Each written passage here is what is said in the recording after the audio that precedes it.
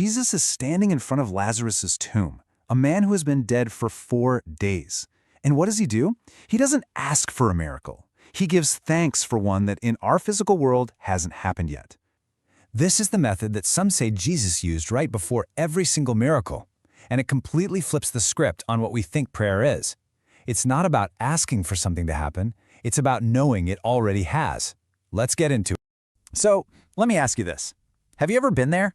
You're praying, speaking into the silence, and it just feels like you're talking to an empty room, like your words are just bouncing off the walls. If you felt that, trust me, you are not alone. It's a really common frustration for so many people who feel like their prayers just disappear. You know, for most of us, the way we were taught to pray follows this script, right? We ask for something, we might even plead for it, and then we just hope. We hope that some distant divine power will maybe, just maybe, grant our request. But what if that whole approach is built on a misunderstanding? Well, the material we're looking at today suggests that Jesus didn't pray that way at all. Not even close. His approach was totally different. It wasn't about asking for help from the outside, it was about claiming a result from the inside.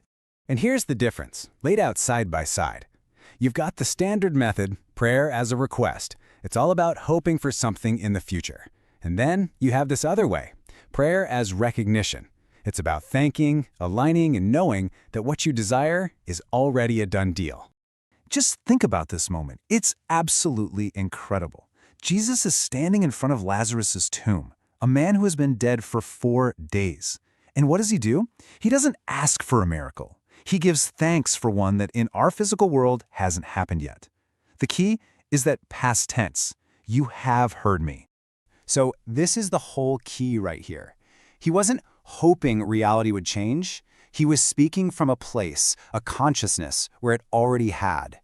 This points to a totally different mechanism at work, one that operates from a state of wholeness, not from a state of lack. So, the big question is, how did he get to that state? Well, the key, according to what we're exploring, is actually hidden in plain sight, in a single instruction that we probably all misunderstood. It's not a suggestion, it's a map to a space inside yourself.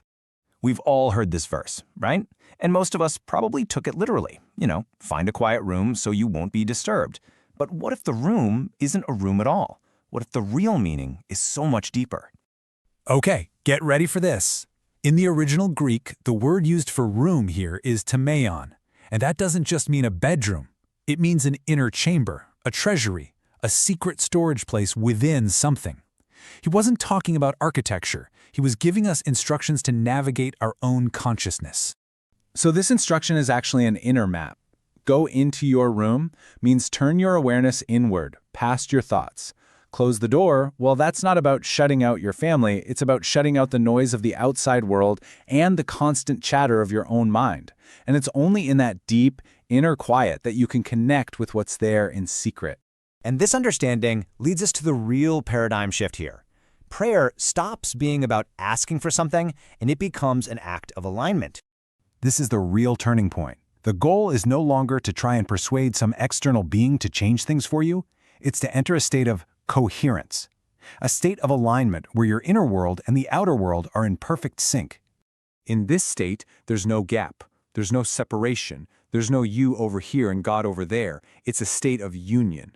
And from that place of oneness, you're not asking for something to happen, you're simply recognizing a truth that already exists on a deeper level of reality. I mean, Jesus basically said this himself. He never took credit for the miracles. He said he was just the vessel, the channel that this power was flowing through. He wasn't the doer. He was the place where the doing was happening. Okay, so this all sounds amazing and profound, right? But how do you actually do it? Let's break down the very first practical step you can take to find this inner space. The way in is actually incredibly simple. It starts with stillness. You find a place where you can be quiet. You start to notice your breath, just feeling it come and go. With every breath out, you just let go of the mental noise a little more. Then you start to feel for that quiet space behind all the chatter. And then, the most important part, you just are. You just rest in that presence. No asking, no pleading, just being. And it's really important to know this going in. You're not looking for some big, dramatic lightning bolt experience. The real goal is to learn how to recognize a very subtle feeling, a quiet presence that has actually been there the whole time, just waiting for you to tune in. Now, when this becomes a consistent practice, it doesn't just change how you pray, it starts to change how you experience everything. This is the fundamental shift that happens. You move from a life based on lack and fear to one that's based on a feeling of wholeness and trust. Your focus shifts from always asking and wanting to simply recognizing and aligning. And that painful feeling of being separate, it just dissolves into a deep and lasting sense of union.